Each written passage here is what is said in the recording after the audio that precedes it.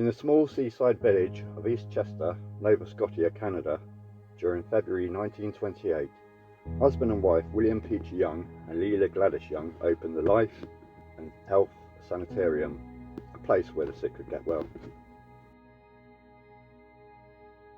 William was a chiropractor and unordained minister of the Seventh-day Adventist Church, and his wife Leila was a midwife. They originally worked out of their 4-bedroom cottage with very little money for bedding, furniture and other supplies they needed.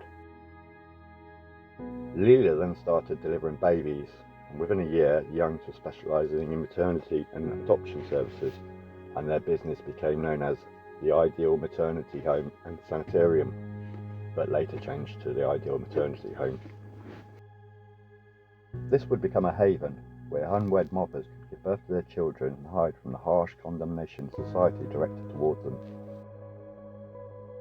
With privacy and discretion guaranteed, payment on arrival was a condition and cost between $100 and $500 for room, board, delivery and adoption of the baby. Burial fees of $20 were also charged to cover costs of burials of the babies that died. The burial included a white pine coffin. These would be made of butterboxes collected from the local greengrocer, which were mitred, sanded and lined with satin, according to Leland. People paid up to $10,000 to adopt children from the home. This would usually be disguised as a donation. Buyers wanted white, healthy babies, and those considered unmarketable, the Youngs let starve by feeding them only molasses and water. Many died that way and would be buried in the butterboxes. Some were buried in the local cemetery at Fox Point, some thrown into the river, and the handyman also buried some around the property and fields owned by Leila's parents. In 1933, the Youngs made plans to expand the home, and during 1939 they paid off the mortgage and built a new 3-storey home with 9 bedrooms, 3 bathrooms, a den, a living room and kitchen. In 1934, the Nova Scotia Department of Public Welfare gathered evidence against the Youngs in an attempt to shut them down, but this failed. And the following year, during 1935, the Youngs were convicted of fraud for charging childcare expenses for a dead child.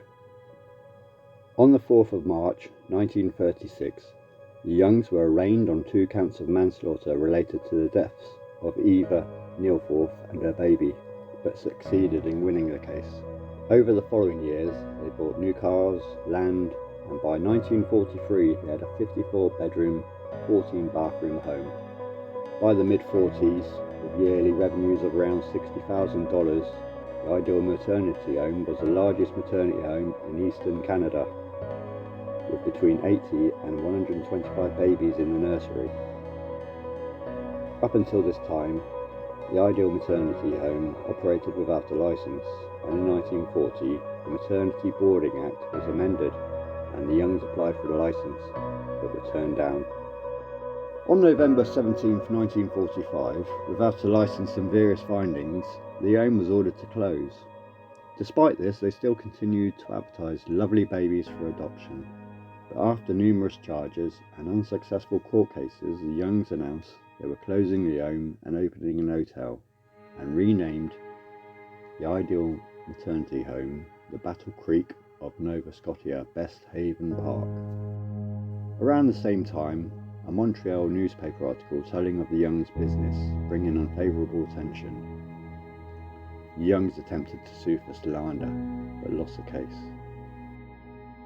Following the trial, they developed serious financial problems, were now in debt and soon became bankrupt and left Nova Scotia.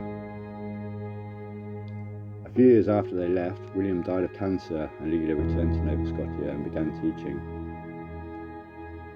In 1969, at the age of 70, Leila died of leukemia and was buried close to many of the babies at the Seventh-day Adventist Cemetery in Fox Point.